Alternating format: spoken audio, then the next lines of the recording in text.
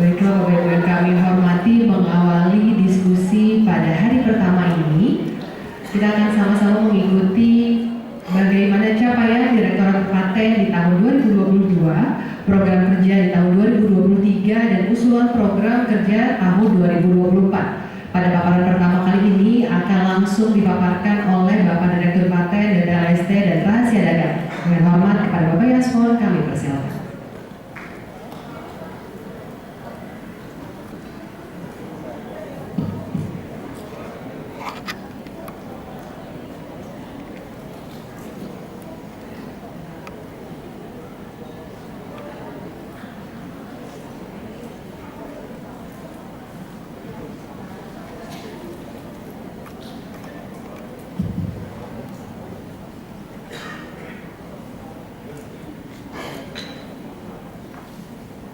Baik, Bismillahirrahmanirrahim. Assalamualaikum warahmatullahi wabarakatuh. Bapak dan Ibu sekalian yang kami hormati, kegiatan setelah pembukaan kegiatan ini secara resmi oleh Pak Anom tadi, kegiatan ini kita akan langsung dengan sesi pertama yang akan saya sampaikan sendiri, kemudian baru dilanjutkan dengan beberapa presentasi dari rekan-rekan kita para pemangku kepentingan. Saya merasa bahwa tugas yang pertama ini merupakan tanggung jawab saya menyampaikan kepada Bapak Ibu sekalian terkait dengan capaian yang sudah kita laksanakan, kemudian juga sebagai bentuk pertanggungjawaban saya kepada Bapak Ibu sekalian. Bapak dan Ibu,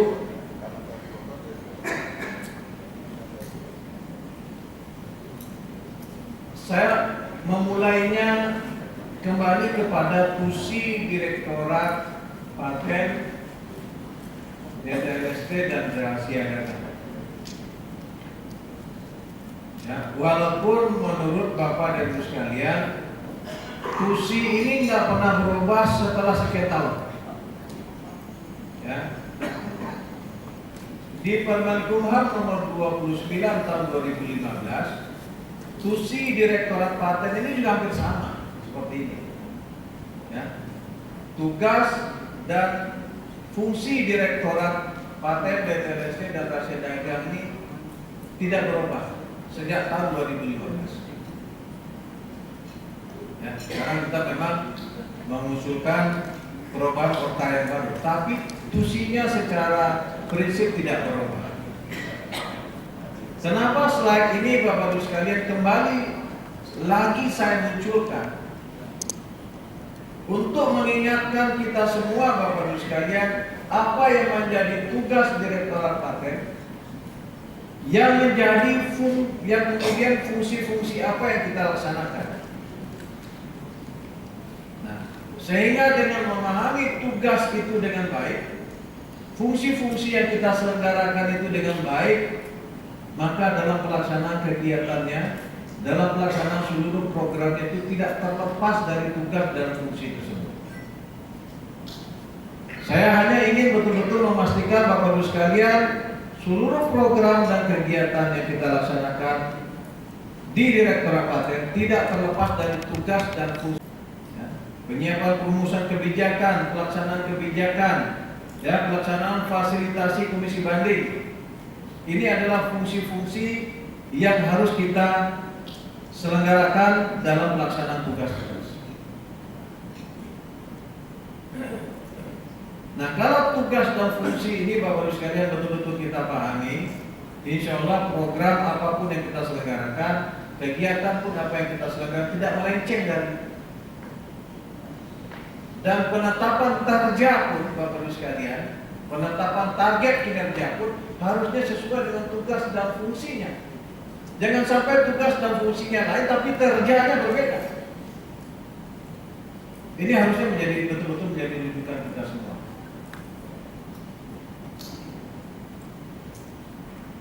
Secara kelembagaan Bapak Ibu sekalian, dapat saya sampaikan bahwa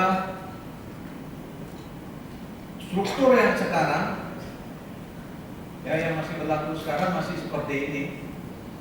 Tapi sebagai gambaran saja, saya perlu menyampaikan kegalauan saya kepada Bapak Ibu sekalian.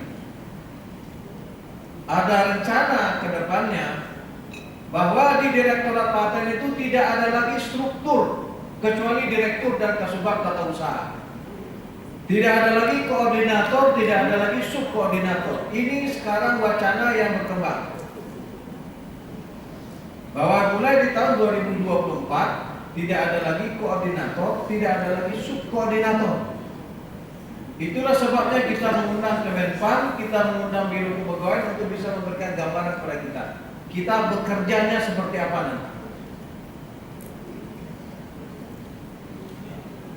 Kemarin Bapak Ibu sekalian, saya menghadiri hari ulang tahun LAN dan bertemu dengan beberapa rekan-rekan, diantaranya beberapa sekjen di kementerian yang lain. Kita diskusi. Ternyata di tempat yang lain mereka masih mempertahankan struktur. Mereka masih mempertahankan struktur. Jadi di bawah direktorat itu masih ada kasubdit di beberapa kementerian yang lain. Sementara di kementerian kita, info yang kita terima mulai tahun depan tidak ada lagi struktur. Semuanya nanti bekerja berdasarkan Pokja. Nah ini yang ingin saya pahami, itulah sebabnya kita mengundang Kemenpan, kita mengundang dari Biro Kepegawaian, dan kita juga sebenarnya berharap dari Biro Perencanaan bisa memberikan penjelasan kepada kita. Saya lagi mencoba membayangkan bagaimana kita bekerja tanpa struktur. Hanya ada direktur dan kasubag TU. Jadi nantinya kita bikin ada Pokja permohonan, ada Pokja pengumuman, ada Pokja pemeriksaan. Kalau semuanya pakai Pokja, apa bedanya dengan struktur yang sekarang? Ini sekarang yang betul-betul kita pelajari. SDM Bapak Ibu sekalian, ini bagi Bapak Ibu mungkin di internal Paten pun juga harus paham ini. Sumber daya kita cukup besar. Dari catatan kasubag TU, dari TU yang kita terima laporan, jumlah pegawai di Direktorat Paten itu total sekitar 212. 139 itu ASN dan 73 PPNPN. Jadi 212, 139 itu PPNPN.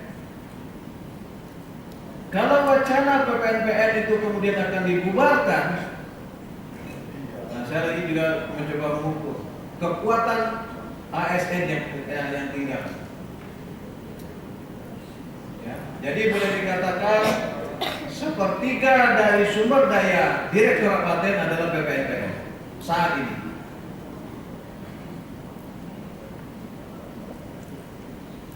Ini sumber daya kita berdasarkan fungsional, jabatan fungsional, ada pemeriksa paten, pemeriksa paten utama, madya, utama, dan pertama. Dan untuk utama sendiri Bapak Ibu sekalian, kita pada hari ini memiliki 32 pemeriksa paten ahli utama. Dan dalam waktu dekat juga akan ada rekan kita yang memasuki masa purnabakti. Tahun depan ada 2 lagi yang akan masuk purnabakti, dan tahun 2025 akan ada 7 orang yang akan purnabakti. Ini gambaran kepada Bapak sekalian. Kalau penerimaan pemeriksa paten tidak ada dalam tahun ini, tahun depan tahun 2025, sementara yang akan berkurang sekitar 10 orang, 11 orang dalam 2 tahun ini. Saya tidak bisa bayangkan, di satu sisi kenaikan jumlah permohonan yang cukup signifikan, di sisi yang lain yang mengerjakan yang semakin berkurang. Ini kondisi real yang kita hadapi, Bapak. Nah ini untuk beberapa jabatan yang lain. Untuk 2022 sebagai pertanggungjawaban kita, Bapak Ibu sekalian, saya sudah presentasikan ini pada saat kita evaluasi kinerja Direktorat Jenderal Kekayaan Intelektual. Ya.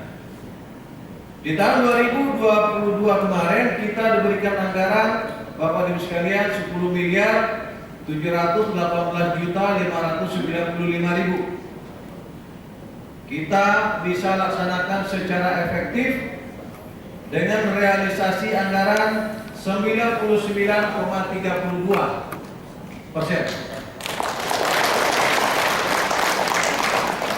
Ya, kalau saya tidak salah, ini adalah capaian tertinggi di antara unit-unit kerja di lingkungan DJKI di tahun kemarin.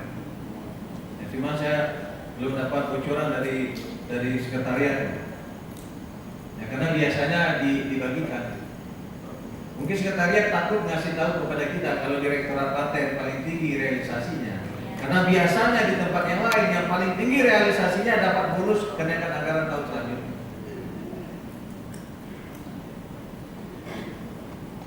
Ini adalah rangkaian kegiatan yang kita selenggarakan di tahun 2022. Bapak Ibu sekalian, banyak sekali kegiatan-kegiatan yang sudah terlaksana dengan baik dan memberikan capaian kinerja sebagaimana yang ditetapkan oleh Direktorat Jenderal Kekayaan Intelektual. Selain dari kegiatan-kegiatan yang kita selenggarakan sendiri, Bapak Ibu sekalian, kita juga ada kegiatan kolaborasi dengan direktorat yang lain, Direktorat Kerjasama. Mereka mengadakan patent drafting camp, anggaran dari Direktorat Kerjasama, tapi sumber daya manusianya dari kita. Kemudian mobile AP klinik dengan sekretariat Direktorat Jenderal, kita bekerjasama, kita mengirimkan narasumber untuk kegiatan-kegiatan. Di tahun 2022 kemarin kita juga menerima permohonan narasumber kurang lebih hampir 317 narasumber yang kita kirimkan untuk berbagai kementerian lembaga yang meminta kita jadi narasumber di tahun 2022. Capaian dan target dan capaian kinerja 2022 Bapak sekalian, ini yang sudah kita sampaikan. Kita untuk jumlah penyelesaian permohonan kita mendiskusikan kemarin karena ada ketidaksamaan pemahaman kita dalam menghitung jumlah target penyelesaian permohonan. Ya, itu bukan hanya semata-mata dari jumlah paten yang selesai, tapi dari jumlah semua penyelesaian di setiap tahapan.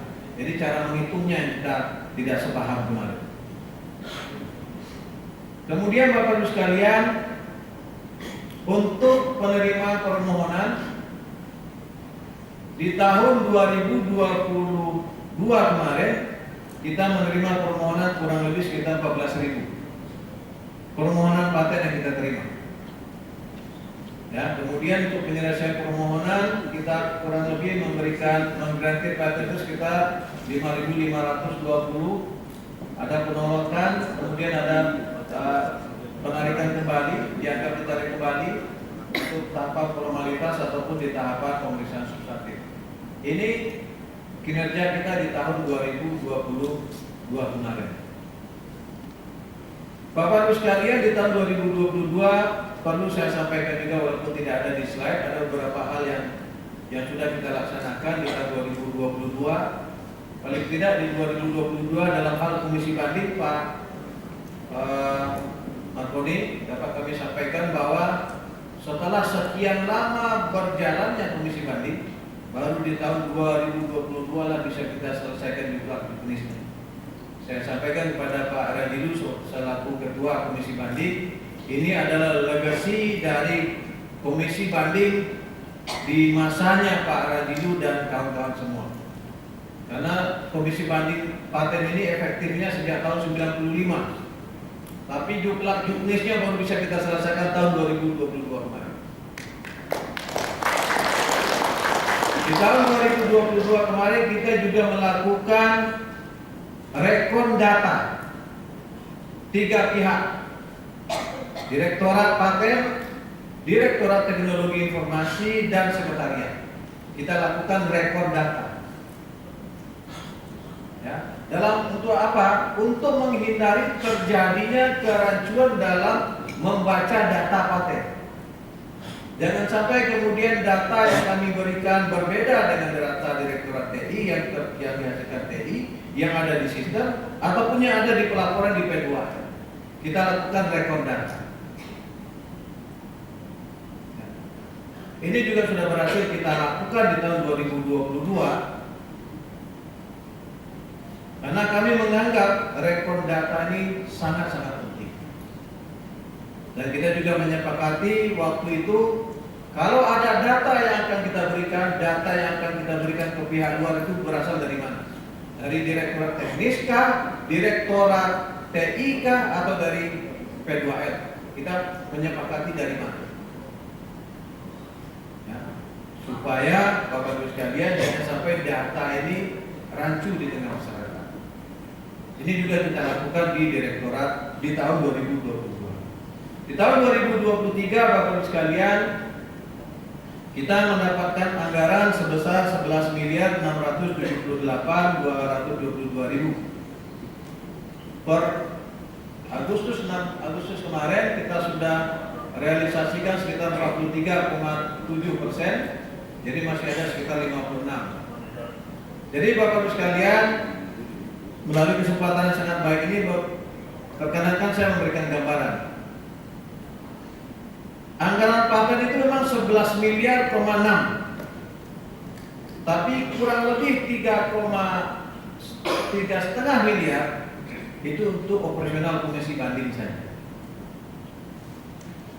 Ya, jadi dari 11,6 sekian, 3, sekian untuk operasional komisi banding.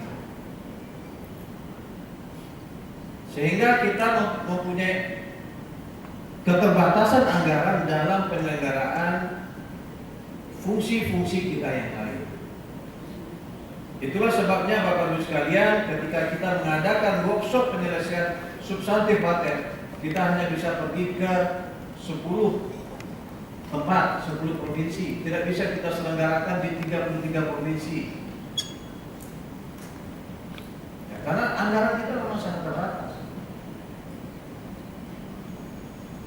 Saya lanjutkan Bapak Ibu sekalian, ini kegiatan untuk kegiatan workshop penyelesaian substantif paten, kita masih ada 2 kegiatan lagi di Universitas Makassar, di Universitas Hasanuddin Makassar, dan Universitas Udayana di Bali. Tinggal 2 itu saja. Kemudian untuk kegiatan bimbingan teknis penelusuran dan informasi paten masih tinggal di 2 tempat lagi. Ada kegiatan penguatan komisi banding berkaitan dengan tata cara beracara. Kemudian juga ada kegiatan pembahasan RUU paten. Kemudian ada bimbingan teknis mengenai PCT. Ini sisa kegiatan yang perlu kita laksanakan di tahun ini. Kemudian kita juga berpartisipasi atau mengadakan kegiatan berkolaborasi dengan Direktorat Kerjasama, yaitu dengan kegiatan bertajuk Paten Examiners Go to Campus. Jadi kegiatan ini Ibu sekalian merupakan inovasi kita di tahun 2023 ini, karena kita menganggap bahwa nanti akan ada pembicara dari Direktorat RTPM, nanti kita akan tanya sama beliau. Info yang kita terima Bapak Ibu sekalian, di Republik ini ada sekitar 4.500 perguruan tinggi, 4.500-an perguruan tinggi. Perguruan tinggi di Indonesia bahkan jauh lebih banyak daripada di Cina yang penduduknya hampir 2 miliar. Tapi dari 4.500-an perguruan tinggi itu, Direktorat Jenderal TKI baru menerima 200 permohonan paten dari 261 perguruan tinggi. Belum 10%. Jadi kita menganggap bahwa upaya kita untuk terjun ke perguruan tinggi lembaga litbang masih sangat-sangat dibutuhkan. Persoalannya adalah keterbatasan kita. Keterbatasan anggaran yang ada, keterbatasan SDM yang ada, keterbatasan waktu yang ada. Makanya kita kemudian mengadakan kegiatan Paten Examiners Go to Campus ini. Jadi kegiatan Paten Examiners Go to Campus ini Bapak Ibu sekalian, formatnya adalah kita menurunkan 2 pemeriksa paten ahli utama ke perguruan tinggi. Kemudian mereka memberikan bimbingan selama sebulan, 2 pekan secara online dan 2 pekan langsung di perguruan tinggi.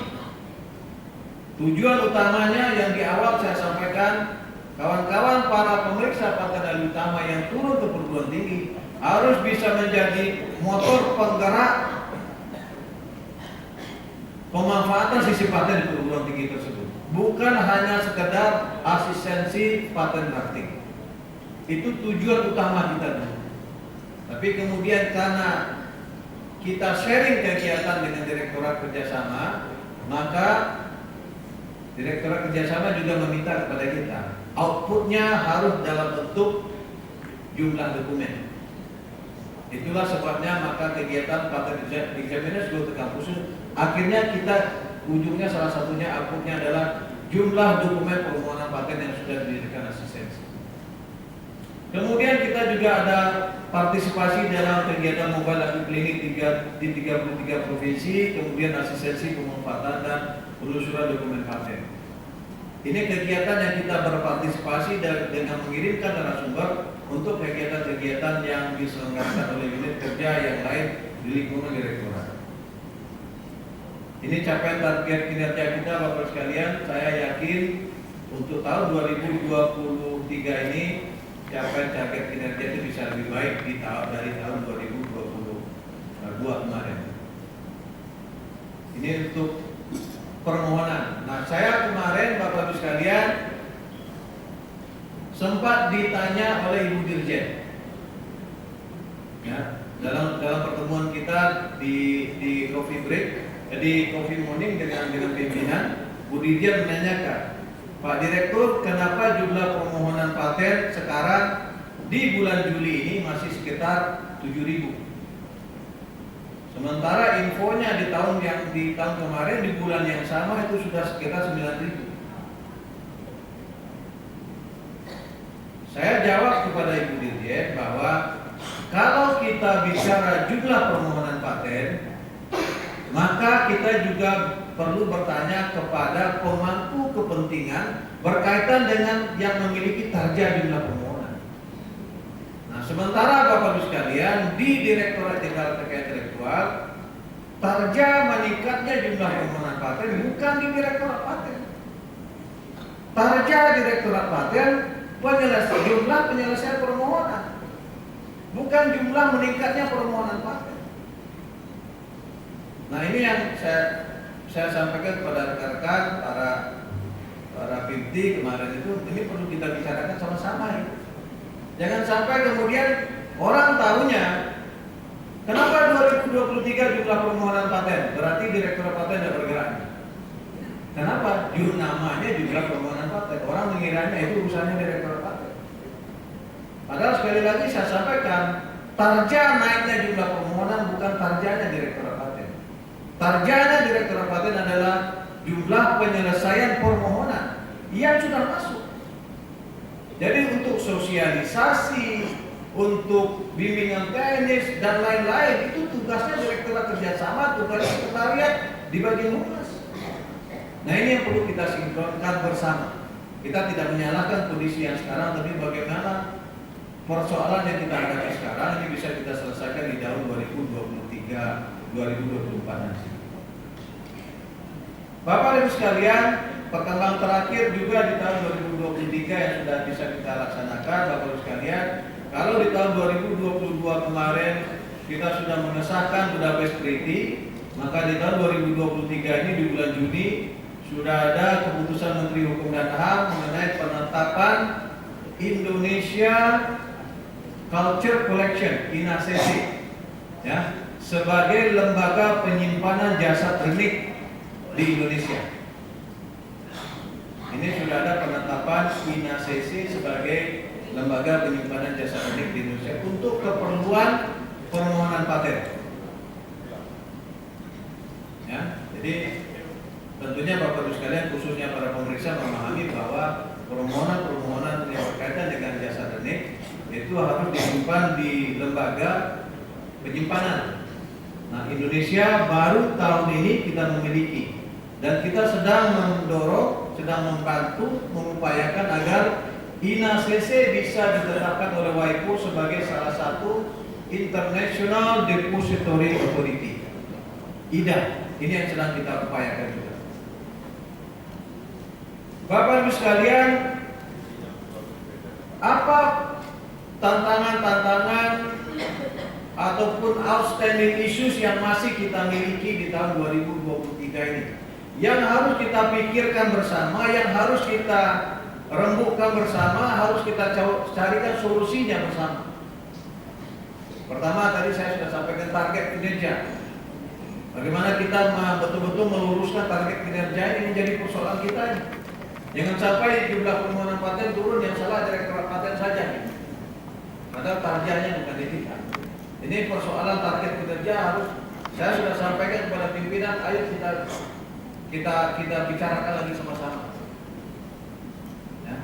Kemudian revisi Undang-Undang 13 tahun 2016 tentang paten di tahun ini, kita masih melihat perkembangannya Bapak Ibu sekalian. Status terakhirnya bagi Bapak Ibu sekalian, kawan-kawan Direktorat Paten perlu tahu juga, dari sisi Kementerian Hukum dan HAM secara substansi sudah selesai.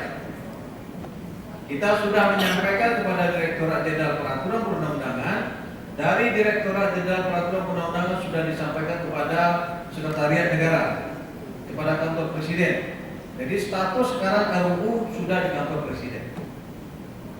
Nah, kita menunggu Bapak Ibu sekalian, apakah di tahun ini RUU paten ini juga akan sudah sempat dibahas, disampaikan ke DPR dan dibahas di tahun ini. Kita tidak tahu karena ini sudah mulai tahun politik dan tahun depan juga sudah tahun politik. Apakah RUU paten ini akan sempat dibahas tahun ini atau tidak? Tapi secara substansi, secara rancangan undang-undang itu posisi sekarang sudah di sekretariat di Kantor Presiden. Dukungan aplikasi dari Direktorat TI, kemudian Satpras dari sekretariat. Ini persoalan kita yang kita hadapi sekarang. Ya, kawan-kawan yang dari semua subdit kemarin, mulai dari permohonan sampai kepada SPML yang mengeluhkan belum sempurnanya aplikasi, masih banyaknya fitur-fitur aplikasi yang tidak jalan, sudah kita sampaikan di bulan Februari kemarin kepada Direktorat TI. Alhamdulillah sampai sekarang belum ada kemajuannya. Jadi di bulan Februari kemarin sudah kita sampaikan, sudah ada tanda terima berita acara serah terima saya dengan Ibu Direktur TI. Ini persoalan kita, ini fitur-fitur yang minta dibenahi, minta dibuatkan, sampai sekarang belum selesai. Ya. Sementara Bapak Ibu sekalian, kecepatan kita memproses permohonan, kecepatan kita bekerja sekarang sangat tergantung kepada aplikasi. Sangat tergantung kepada dukungan aplikasi. Jadi kalau support, dukungan dari Direktorat Fasilitatif seperti Direktorat TI ataupun support dari Direktorat dari Sekretariat tidak ada, Bapak Ibu sekalian, tentunya kecepatan kita dalam melaksanakan tugas juga tidak seperti yang diharapkan. Bapak dan Ibu paham mengenai kondisi penggantian komputer yang terjadi, ataupun paham dengan penggantian printer, ya, yang kemudian menimbulkan masalah di kita. Ya. Tempat Mbak Susi tidak bisa bekerja sekian lama, kenapa tidak ada toner printer? Karena ada kebijakan lain nih, ada pemakaian produk dalam negeri. Ini persoalan-persoalan mempengaruhi kinerja Direktorat Paten. Update juklat dan juknis pemeriksaan paten ini menjadi concern kita, karena dengan perkembangan teknologi sekarang kita juga perlu mengupdate, ya, mengupdate juklat dan juknis pemeriksaan. Saya sudah minta pesankan kepada Mbak Rani, tolong senantiasa direview, kemudian diupdate. Kemudian beban kerja tambahan pemeriksa paten untuk kegiatan sosialisasi dan paten praktik. Ini menjadi tantangan juga Bapak Ibu sekalian.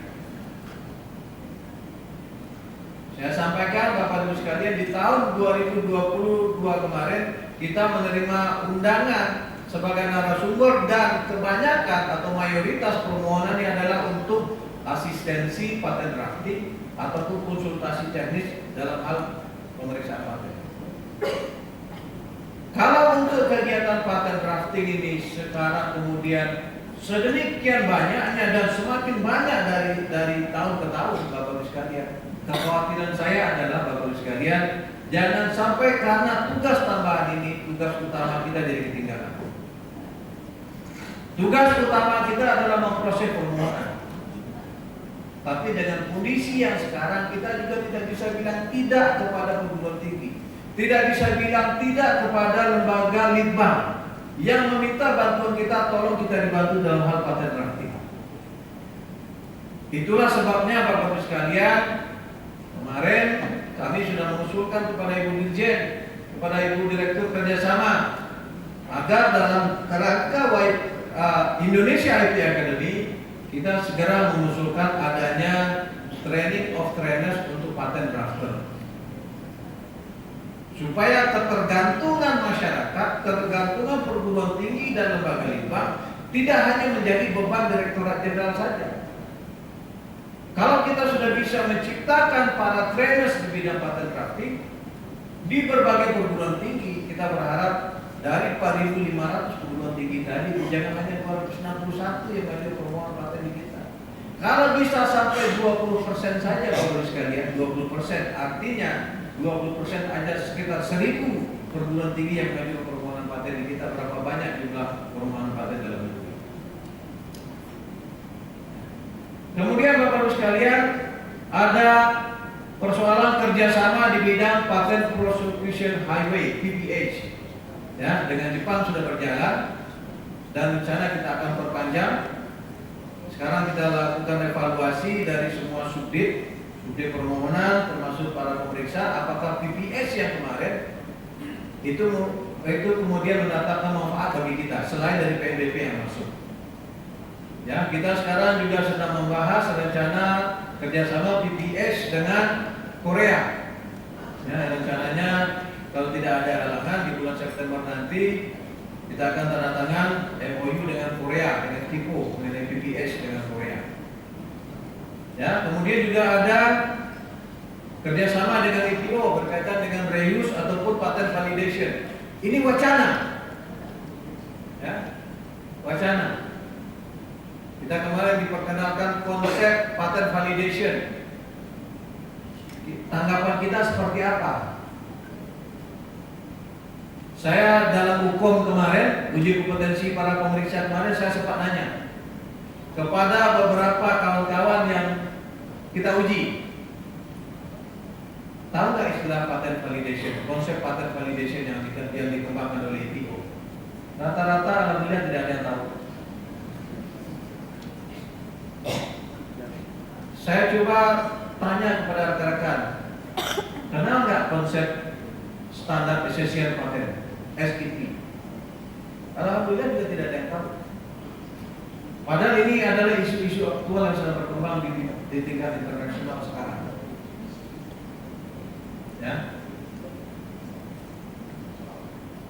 Ya, SEP. Saya juga tanya, IPC versus CPC seperti apa? Tahun ini Bapak Ibu sekalian, Indonesia meratifikasi Nice Agreement, ya, berkaitan dengan klasifikasi barang dan jasa untuk pendaftaran merek. Sudah kita ratifikasi. Instrumen asesinya juga sudah kita sampaikan ke WIPO. Pertanyaan saya kepada rekan-rekan, kita sudah pernah kaji belum? Kita mau ratifikasi IPC enggak? Atau mana yang lebih baik, CPC dengan IPC?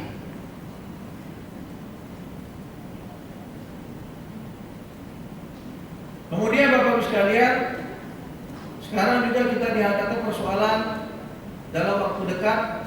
Sekarang sedang dibahas draft multilateral agreement on genetic resources and traditional knowledge associated with genetic resources.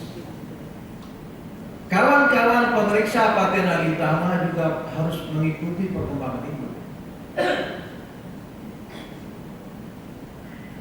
Ini adalah isu-isu aktual berkaitan dengan paten di dunia internasional sekarang.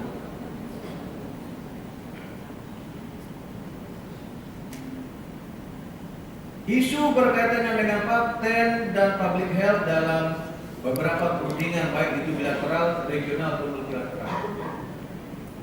Sikap kita seperti apa? Ini Bapak Ibu sekalian harus menjadi concern kita. Menjadi concern kita. Jadi kalau Bapak Ibu sekalian gampang sekali jadi direktur paten itu. Kalau kita hanya bicara masalah permohonan saja. Tapi begitu banyak persoalan yang lain yang harus kita tangani, harus kita sikapi.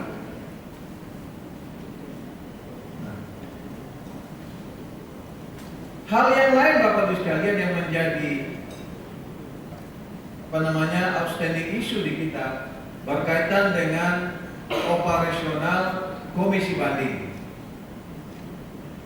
Mudah-mudahan saya berharap Pak Markoni, Bapak Ibu sekalian, kawan-kawan, para pemeriksa, para anggota komisi banding, Pak Adi, Prof. Wajito, Mas Adi Suranto, kemudian juga Pak Budi Suratno, yang kawan-kawan pemeriksa yang jadi anggota komisi banding. Kita ada persoalan dengan operasional komisi banding. Ya. Kami melalui kesempatan yang sangat baik ini minta tolong kepada sekretariat, betul-betul minta tolong sekretariat, dukungan sekretariat. Ya. Di beberapa tahun yang lalu kita sudah pernah mengusulkan skema pembiayaan ataupun operasional komisi banding paten yang berbeda dengan skema yang sekarang, yaitu dalam skema SBK. Ya, jadi kami mohon nanti kepada sekretariat, kepada P2L, kepada jajaran terkait di sekretariat, tolong dibantu Direktorat Paten dalam hal dukungan mengenai operasional komisi banding paten ini. Ya, saya tidak perlu rinci persoalannya mengenai komisi banding paten di forum ini, tapi kami mohon bantuan. Tolong dibantu Direktorat Paten dalam hal operasional penganggaran komisi banding paten. Ya, supaya komisi banding paten, Bapak Ibu sekalian, juga bisa berjalan sebagaimana mestinya. Bapak Ibu sekalian, sebenarnya saya ingin memanfaatkan kesempatan ini dengan sebaik-baiknya, karena mungkin belum semuanya Bapak dan Ibu, rekan-rekan pernah satu acara dengan saya dalam kegiatan workshop ataupun kegiatan yang lain. Saya selalu bicara ini. Ya, bagi kawan-kawan pemeriksa yang pernah satu workshop, ya mungkin pernah melihat slide yang saya tampilkan seperti ini. Ya, kita bicara Global Innovation Index. Mungkin sebagian sudah pernah mendengarkan saya presentasi mengenai ini. Global Innovation Index. Sekarang ada lagi International IP Index.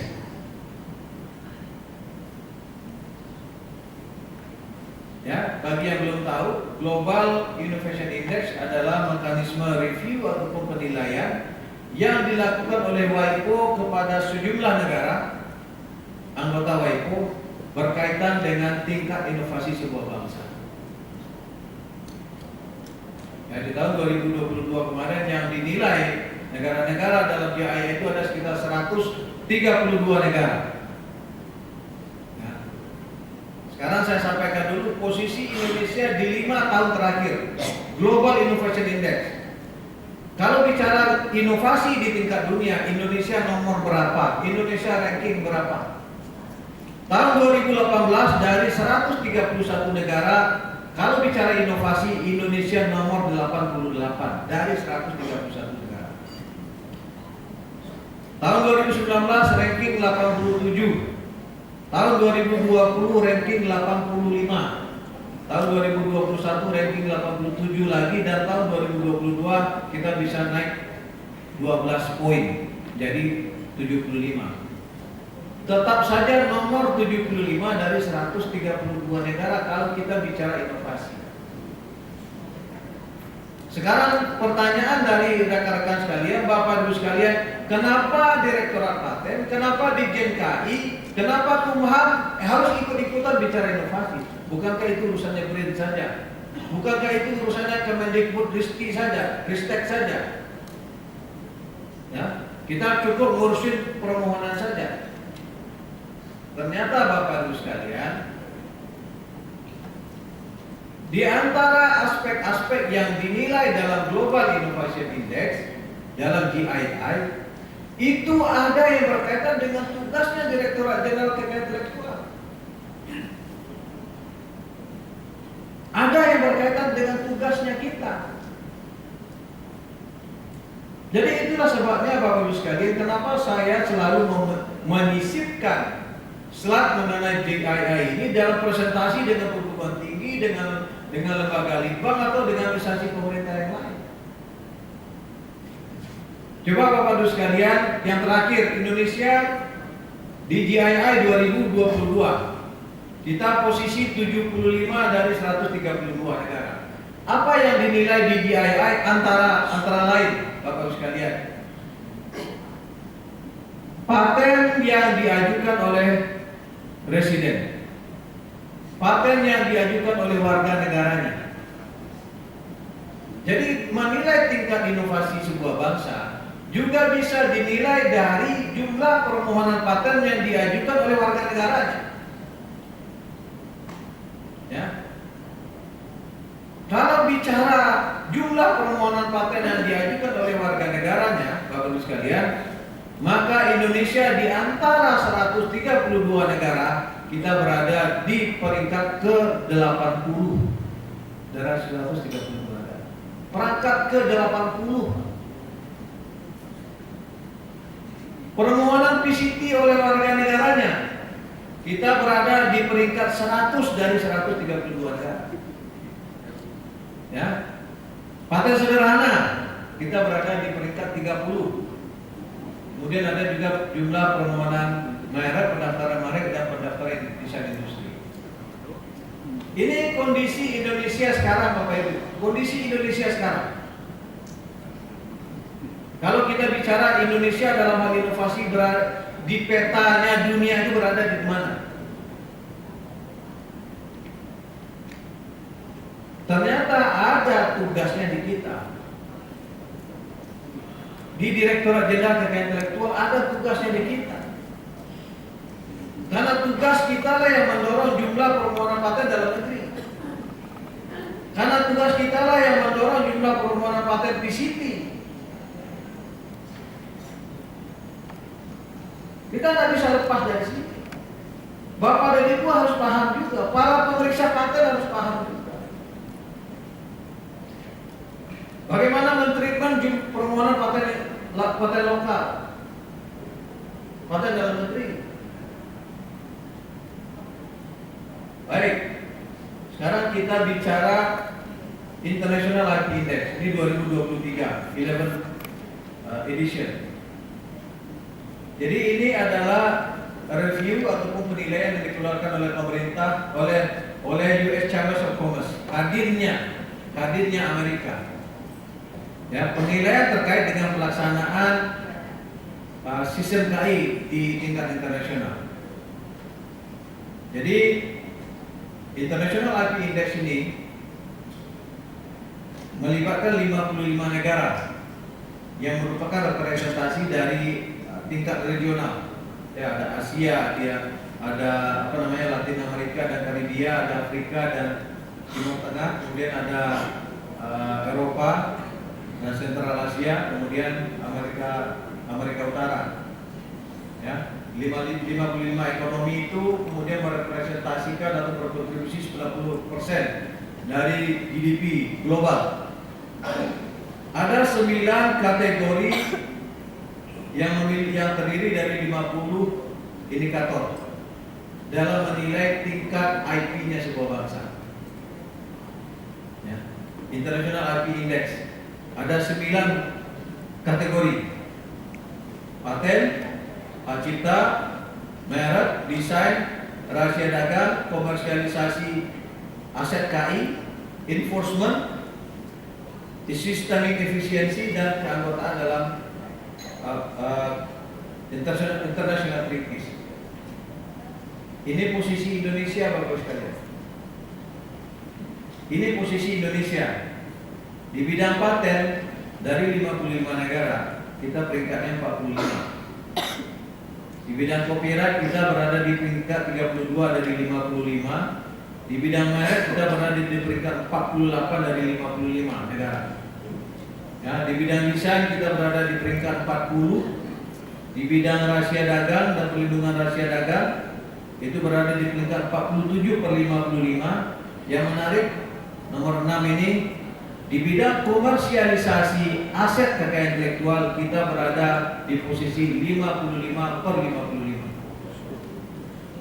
Jadi posisi paling buncit kalau kita bicara di dunia ini berkaitan dengan komersialisasi kami. Penegakan hukum Bapak Ibu sekalian 52 per 55. Nomor 52 per 55 negara. Ya, kemudian sistemik efisiensi, bagaimana pengaruh sistem KI ini itu berada di posisi 36 per 55. Kemudian dalam keikutsertaan kita di konferensi internasional kita berada di posisi 45 per 55. Jadi di antara 55 negara Bapak sekalian kita berada di posisi 50.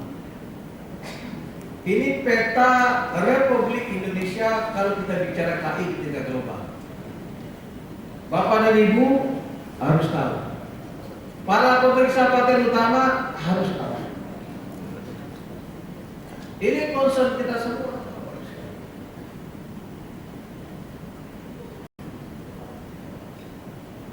Baik, ini hanya paten dalam angka. Jangan sampai kemudian kawan-kawan juga tidak paham. Dari 1991 permohonan paten sampai 2023 itu belum lagi 100, belum lagi sampai 200.000. Jadi 32 tahun pelaksanaan sistem paten, belum 200.000 permohonan paten yang kita terima. 81,8% itu dari luar negeri, 18,2% baru dalam negeri. Ya, namun Bapak Ibu sekalian, yang cukup menggembirakan dalam beberapa tahun terakhir, kalau kita rinciannya per tahun, maka di tahun 2022 jumlah permohonan paten dalam negeri itu sudah 39,64%. Ini cukup menggembirakan. Ya, meningkatnya jumlah permohonan paten dalam negeri. Nah, Bapak sekalian, ini untuk paten biasa, paten sederhana, jumlah permohonan secara total, kemudian dari tahun ke tahun 6 tahun terakhir. Ya, saya berharap kawan-kawan semua, para pemeriksa, para koordinator, subkoordinator, seluruh jajaran juga memperhatikan angka-angka ini. Angka-angka ini bukan sekedar angka saja. Tolong dibaca makna yang tersirat di balik angka-angka ini. Kalau disampaikan tadi jumlah permohonan lokal baru hanya sekitar 18%, apa upaya yang belum kita lakukan? Ya, ini permohonan paten berdasarkan bidang utama. Saya berharap ke depannya Bapak Ibu sekalian, statistik kita bisa lebih detail lagi. Kalau statistik kita bisa lebih detail lagi, maka kita bisa memasuk data ini kepada berbagai institusi terkait. Sebagai apa? Sebagai peta kemajuan teknologi, sebagai peta tren teknologi. Ya, permohonan paten perguruan tinggi juga masih sekitar 15.000, 16.000. Ya. Kemudian perguruan tinggi yang kita sudah turun selama ini. Ya. Baru 261 perguruan tinggi yang mengajukan permohonan paten di Direktorat Jenderal Kekayaan Intelektual. Dari sekitar 4.500-an perguruan tinggi, baru 261. Sekarang bagaimana strategi kita mengejar yang 4.000 sekian lagi? Ya, ini yang untuk 2023. Ini lembaga litbang untuk negara-negara pengaju permohonan paten. Ini adalah Inventos dari Jepang. Ya, ini memang mendominasi nomor 1 ini untuk negara-negara. 42.000 dari Jepang saja permohonan paten yang masuk ke kita. Pemberian paten Bapak sekalian belum lagi 100.000. Baru kita 94.000 dari 32 tahun kita mengelola sistem paten ini. Ini rinciannya Bapak Ibu sekalian. Paten biasa, paten sederhana, paten biasa itu 93% yang kita berikan. Kemudian ini rincian per tahun. Kemudian ini pemberian paten berdasarkan bidang utama IPC. Sekali lagi saya sampaikan, ini kita akan coba dorong supaya bisa lebih detail lagi. Kita kemudian bisa serahkan ini ke BRIN ataupun Kementerian Perindustrian, Kementerian Perdagangan sebagai bahan pembuat kebijakan mereka. Nah, Bapak Ibu sekalian, ini adalah survei yang ingin kita lakukan, Mbak Rani. Ini kita ingin melakukan survei ini, Pak. Ya, tolong nanti kami dibantu bagaimana caranya. Ya, melakukan survei seperti ini. Karena yang ingin kami ketahui dari sebuah perguruan tinggi dalam Balitbang adalah bukan hanya jumlah permohonannya saja, tapi juga sampai kepada tahapan nanti dari misalnya Universitas Andalas sudah mengajukan permohonan paten 1.300. Ya. Dalam proses permohonan yang dianggap ditarik kembali berapa? Dari proses pemeriksaan substantif dan dianggap ditarik kembali berapa? Kemudian yang diberi berapa, ditolak berapa? Yang diberi itu misalnya dari 1.300 yang diberi 100. Dari 100 itu yang bisa hilirisasi sampai berapa? Mungkin hanya 10%, mungkin hanya berapa persen. Ya. Dari kemudian misalnya dari 100 itu ternyata yang baru hilirisasi ternyata baru 10. Nah, nilainya berapa? Kita ingin sampai ke dalam itu. Karena kalau kita ditanya oleh masyarakat seberapa sukses permohonan paten dalam negeri, kita tidak punya datanya. Yang kita punya data hanya berapa permohonan yang kita terima, berapa yang kita beri, berapa yang kita tolak. Tapi berapa paten itu yang kemudian memang diproduksi, kemudian bisa dikomersialisasi, kan ada hilirisasinya, kita tidak punya data. Jadi kalau ada orang bertanya berapa persen paten di Indonesia yang kemudian sukses, kita belum punya datanya. Itulah sebabnya Bapak Ibu sekalian, kita mengusulkan ada survei, ya, untuk bisa mengetahui misalnya di bidang paten. Kalau tadi kita sudah memberikan paten di tanah air itu sekian belas ribu, kemudian yang kemudian bisa sukses patennya sampai hilirisasi dan mendatangkan kemanfaatan ekonomi bagi inventor atau pemegang paten itu beberapa. Ini survei yang ingin kita lakukan. Nah, terakhir Bapak sekalian, kita kalau bicara paten kita juga bicara uang juga. Ya, dalam 12 tahun terakhir ini Bapak Ibu sekalian, Ditjen KI sudah menyumbangkan kurang lebih 6,5 triliun kepada keuangan negara. 12 tahun terakhir, 6,5 triliun. Ini data yang saya kumpulkan sendiri aja nih. Ya, saya minta ke keuangan, minta ke Mbak Rani. Coba deh kita nyari data. Kita hitung-hitungan sudah berapa kontribusi kita dari sisi PNBP. Hanya dapat data 11-12 tahun terakhir.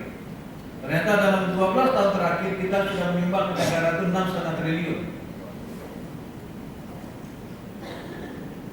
Dari 6,5 triliun itu Bapak sekalian sudah berapa yang disumbangkan dari Direktorat Paten?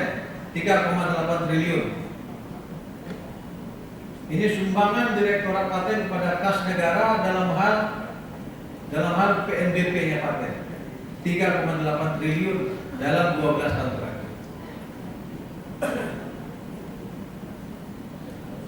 Nah, tentunya Bapak Ibu sekalian, kita juga berharap ya angka-angka ini juga bisa menjadi dasar untuk membuat kebijakan dalam menentukan anggaran, dalam menentukan rencana strategis ke depan. Jangan kemudian yang mencari uang mati-matian, tapi kemudian bicara soal anggaran sangat terbatas, yang nggak nyari uang, yang menghabis-haburkan uang. Kita realistis saja. Ya. Berilah kita juga dukungan yang memadai supaya kita juga bisa memberikan yang terbaik buat negara ini. Nah, Bapak Ibu sekalian, ini presentasi bahan yang perlu saya sampaikan kepada Bapak Ibu sekalian dalam kesempatan yang sangat baik ini. Nantinya Bapak Ibu sekalian dalam agenda kegiatan ini juga akan ada presentasi dari masing-masing koordinator sebagai pertanggungjawaban mereka terkait dengan tugas ataupun tanggung jawab yang mereka emban di masing-masing subdirektorat. Nah, kita juga akan mendengarkan masukan dari berbagai pemangku kepentingan. Kita dengarkan bersama-sama apa yang menjadi persoalan mereka, menjadi keluhan mereka kepada kita. Mudah-mudahan juga ada apresiasi yang bisa kita terima dari para pemangku kepentingan terkait dengan kinerja kita. Ya paling tidak kalau ada yang mengatakan layanan paten sudah lebih baik, jauh lebih baik dari tahun-tahun sebelumnya, ini kita akan apresiasi. Ya, itulah yang menjadi tujuan kita melaksanakan kegiatan Bapak Ibu sekalian. Sekali lagi, saya berharap betul-betul melalui evaluasi ini bisa menjadi cermin bagi kita, bisa menjadi patokan bagi kita bagaimana kita melakukan perbaikan ke depan, bisa memberikan kinerja yang jauh lebih baik lagi untuk institusi kita, dan kemudian tentu saja kita juga bisa memberikan apresiasi kepada seluruh jajaran. Itu saja Bapak Ibu sekalian yang dapat saya sampaikan pada kesempatan ini, dan insya Allah masih ada sekitar 8 atau 9 sesi lagi yang akan kita lalui dalam kurun waktu 4 hari ke depan. Dan sekali lagi mohon dukungan, partisipasi aktif dan keseriusan Bapak Ibu sekalian dalam kegiatan ini. Itu saja Bapak Ibu sekalian. Billahi taufiq wal hidayah. Assalamualaikum warahmatullahi wabarakatuh.